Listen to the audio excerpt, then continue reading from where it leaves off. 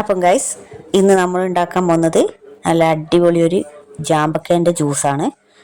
ജാമ്പക്ക നമ്മളെ വീട്ടിൽ തന്നെ കഴിച്ചിട്ടുള്ളതാണ്. ഇത് വിറ്റാമിൻ ഡി കൂടുതൽ അടങ്ങിയിരിക്കുന്നത് കൊണ്ട് രോഗപ്രതിരോധ ശേഷിക്കും തണുപ്പിനും എല്ലാം നല്ലതാണ്. അപ്പം നമുക്ക് ജാമ്പക്ക പറിക്കാം. ഇത് നമ്മുടെ വീട്ടിൻ്റെ ടെറസിൻ്റെ മേളിൽ നിന്നാണ് പറിക്കുന്നത്.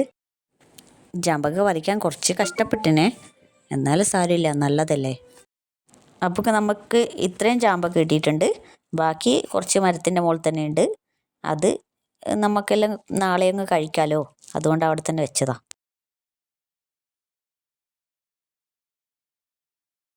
അപ്പം നമുക്ക് ജാമ്പക്ക ജ്യൂസ് അടിക്കുന്നതിലേക്ക് കടന്നാലോ. ജാമ്പക്കയെല്ലാം കുരു കളഞ്ഞ് ചെറിയ ചെറിയ കഷ്ണങ്ങളാക്കണം. ഇതുപോലെ മുറിച്ച് വെച്ച ജാമ്പക്ക നമുക്ക് നല്ലോണം കഴുകിയെടുക്കാം.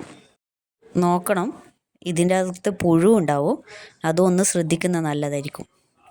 ഇതിലിപ്പോൾ പുഴുവൊന്നുമില്ല, പക്ഷെങ്കിൽ പുഴുവുള്ള ജാമ്പക്ക ഉണ്ട്, അതൊന്നും ഉള്ളെന്ന് ശ്രദ്ധിക്കുന്നത് നല്ലതായിരിക്കും.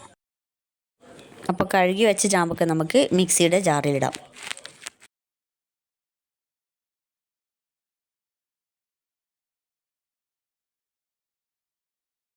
അപ്പോൾ നമുക്ക് ഇതിലേക്ക് പഞ്ചസാര ഇടാം.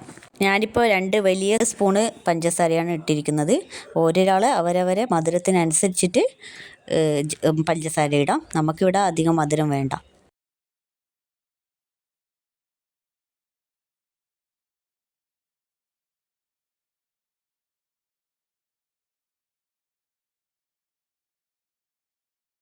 ആദ്യം നമ്മൾ ചെയ്യേണ്ടത് പഞ്ചസാരയും ചെറുതായി അരിഞ്ഞ ജാമ്പക്കയും മിക്സിയിലിട്ടിട്ട് ഒന്ന് നല്ലോണം സ്മൂത്തായിട്ട് അരച്ചെടുക്കാം. ആദ്യത്തെ സ്റ്റെപ്പിൽ നമ്മൾ വെള്ളമൊന്നും ഒഴിക്കേണ്ട ആവശ്യമില്ല. എന്താ വെച്ചാൽ ജാമ്പക്കയിൽ വെള്ളം ഉണ്ടാവും. അപ്പോൾ പഞ്ചസാരേൻ്റെ വെള്ളവും എല്ലാം കൂടെ ആകുമ്പോൾ എന്തായാലും അത് നല്ലോണം അരഞ്ഞ് കിട്ടും. ഇതിൽ പ്രത്യേകിച്ചൊരു വെള്ളം ചേർക്കേണ്ട ആവശ്യമില്ല. അപ്പോൾ നമുക്കിതൊന്ന് അരച്ചെടുക്കാം.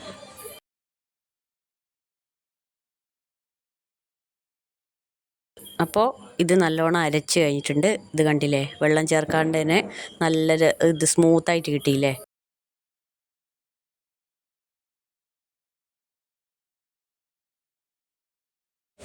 ഇനി ഇത് ഒന്നുകൂടി അരക്കണം. അതിൽ നമുക്ക് നല്ല തണുത്ത പാല് ചേർത്തിട്ട് ഒന്നുകൂടി അരച്ചെടുക്കാം.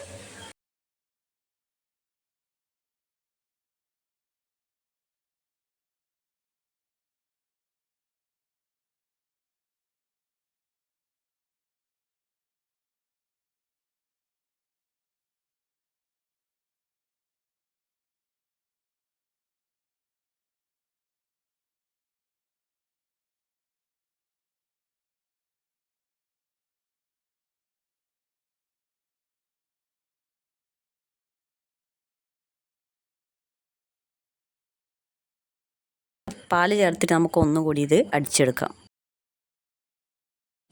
അപ്പോൾ ഇതാണ് ഫൈനൽ റിസൾട്ട്.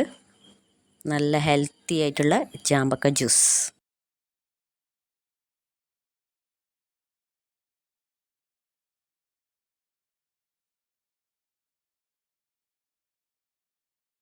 അപ്പോൾ എല്ലാവരും ഒന്ന് ട്രൈ ചെയ്ത് നോക്കണേ. Thanks for watching. ബൈ.